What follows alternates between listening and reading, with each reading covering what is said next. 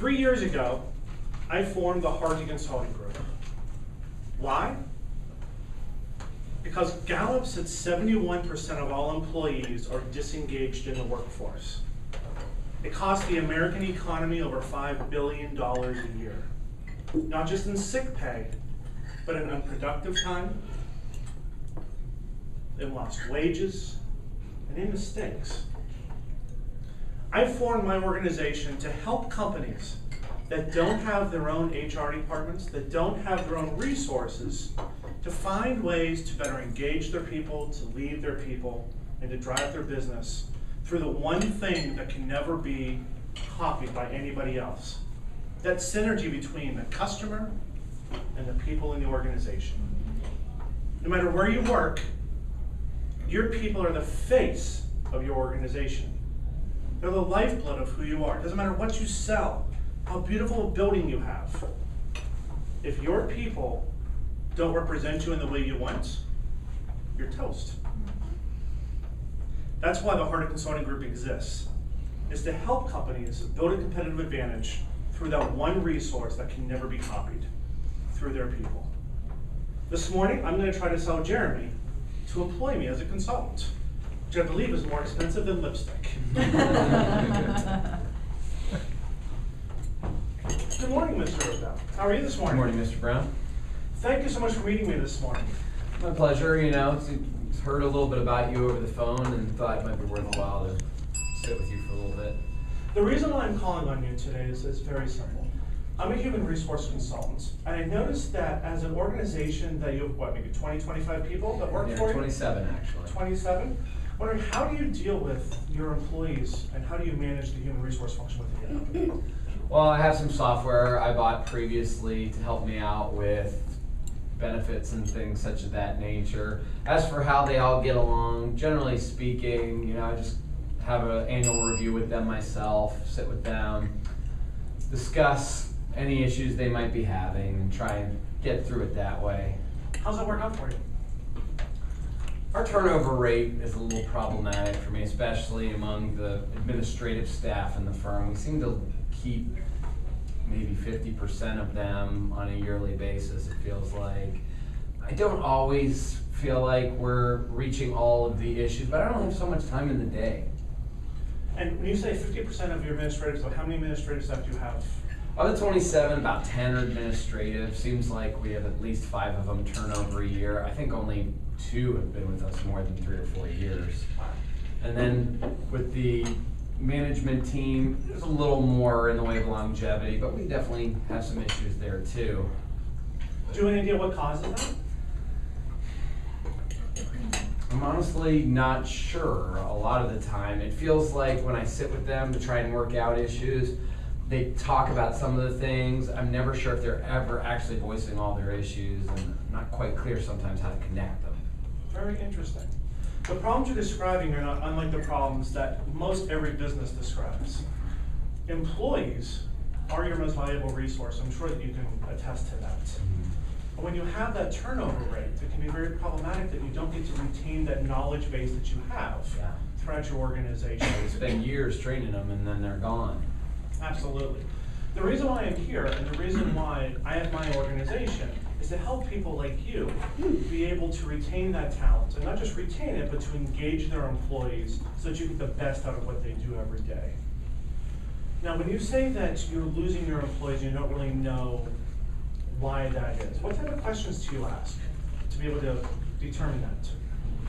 Well, a lot of times I don't get a chance to ask them questions, Scott. I've had a couple times where people have literally just called and said they're done. A couple times I have gotten an exit interview, so to speak, and when I have, it's usually just changing circumstances where they got offered a little better job somewhere else. I think only twice over my 5-year span have I had a time where somebody said it was because they were really unhappy in the organization and didn't feel like their needs were being met. And at that point, I tried to understand them a little bit. One person was willing to give me a lot of conversation on it. Another person was just wanted to leave and let me know they were unhappy, but wasn't really willing to talk about why. It sounds like you're a very busy person. Yes. And that this takes up a decent amount of your time. And in a small business, I don't even get to spend all my time on human resources. A lot of time I have to help out in other areas as well. Absolutely. If you were able to employ somebody that could come in on an ad hoc basis and be able to help you work through these issues, to be able to not just help you address why you're turning people over, but also to help develop them, to onboard them, to train them, would that be something that would be beneficial to you? That would be great, Scott. And my question would come down to cost. For our small firm, we only have so much allotted towards the HR department. Obviously, my salary is based on how well I keep that cost structure in line. So what are we talking about here? I have a number of plans that are available, and I specialize in small to mid-sized businesses.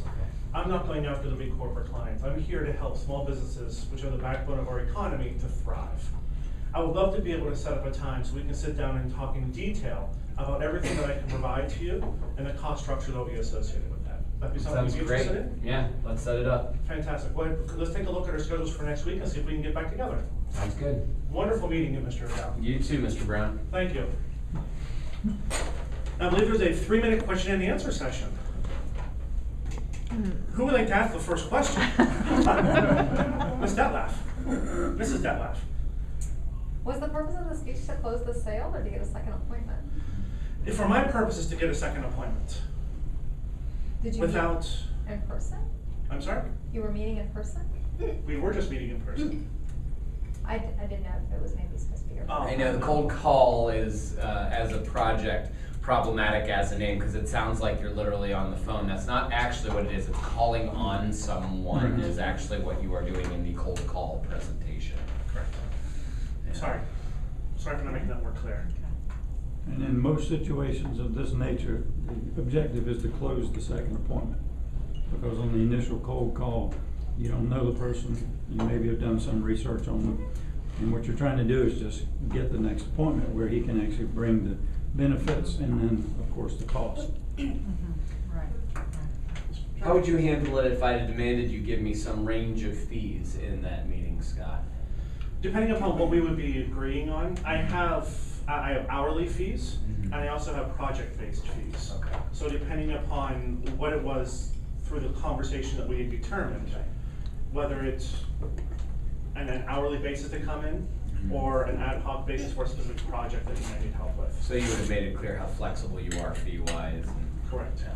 Correct. And I have brochures that list out the fees themselves. Oh, okay, great. Later. How much research would you do for that cold call as far as their company, or would you have known anything about them? I actually would never walk into a company just completely cold, because to sell a human resource consulting service, which is probably one of the more scary things that somebody could employ someone for when it comes to just a service, to just walk in cold I've never found to be beneficial. So I would have some idea of who Jeremy is. I would have looked him up through LinkedIn. I would have looked this company up through their website. I would have done some research from connections we might have in common to learn a little bit more about him, about his organization, about what their needs are. And because I would have been introduced at some point, I would have already have some sort of an idea of what sort of needs he might have. Oh, if there's somebody else. Read. I'm just All gonna- right. And well, so you know.